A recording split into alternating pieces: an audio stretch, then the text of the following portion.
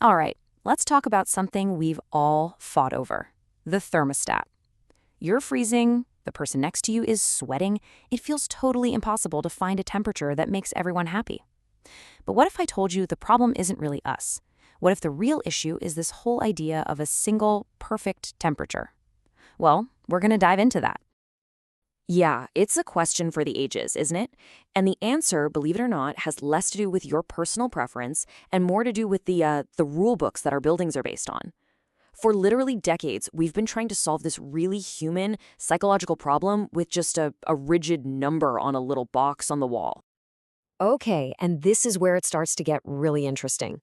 The official definition of thermal comfort. Get this, it's not a number, it's not a temperature, it's a state of mind. How wild is that? It's completely subjective. That right there tells you that how we feel about temperature is way, way more complex than what a thermometer can ever tell us. So if comfort is just a state of mind, why on earth do we keep treating it like a setting on a machine? Well, for a long, long time, the science of building design has been searching for that one magic formula. And this, right here, is the root of the whole problem. The entire world basically runs on this one-size-fits-all model.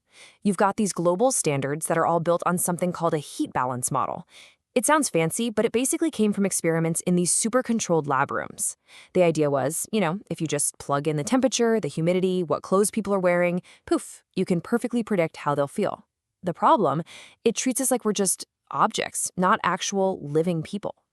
So the big question is, how well does that lab theory actually hold up in the real world?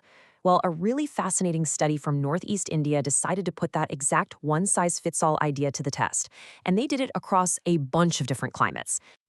Okay, so what the researchers did was compare two things. On one side, you have the theory. It's called the predicted mean vote, or PMV. Think of it as what the formula says you should be feeling. And on the other side, you have reality. That's the actual mean vote, or AMV. And that's, well, it's what people actually said they felt, right there in their own homes and offices. And here is the absolute kicker. The study found a huge gap between the prediction and reality. It wasn't even close. The old model predicted that people would be really uncomfortable, but when you actually asked them, they said they felt way, way more comfortable than the formula ever gave them credit for. And it wasn't just wrong, it was consistently wrong in both directions. In the summer, the model said people should be feeling way hotter than they were. In the winter, it said they should be feeling colder. So, what was this formula missing? What's the secret ingredient? Well, the answer isn't some super complicated new equation. Nope. It's a fundamental human trait that these models just completely ignored.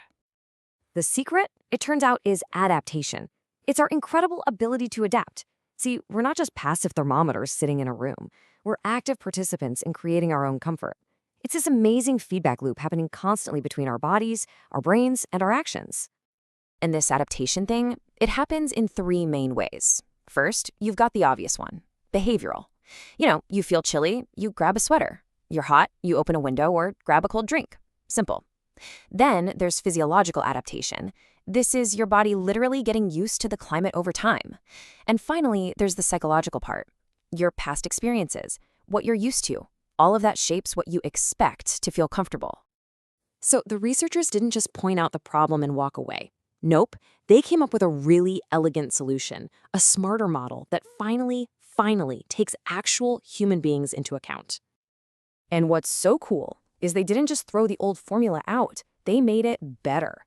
They just added a little something extra, a human factor, that basically gives the formula credit for our amazing ability to adapt. The technical term for this secret ingredient is the adaptive coefficient, or just K for short. Think of it like a correction factor that quantifies all those little adaptive things we do. It's the piece of the puzzle that bridges that huge gap between the old, rigid prediction and how we actually feel. And here's what's truly remarkable. This K value, it's not some fixed number. It actually changes with the seasons and the climate. It proves just how dynamic we are.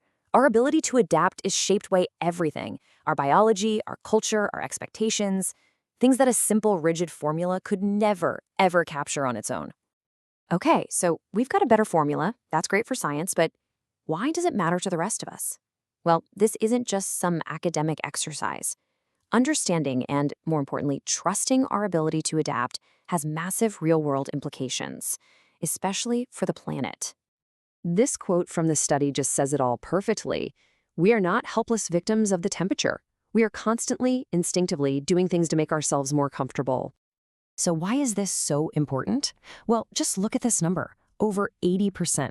That's how much of a building's total energy use comes from just running it day to day. And a massive chunk of that is just the heating and cooling systems, working overtime to maintain a super narrow, super rigid temperature, a temperature based on those old, flawed models. The takeaway here is just, it's so powerful. If we start designing our buildings to actually trust us, to trust our own ability to adapt, we could have a much wider range of temperatures inside. Think about it. Instead of blasting the AC, we can trust that people will, wear lighter clothes or open a window. Just that simple shift in mindset could lead to absolutely enormous energy savings.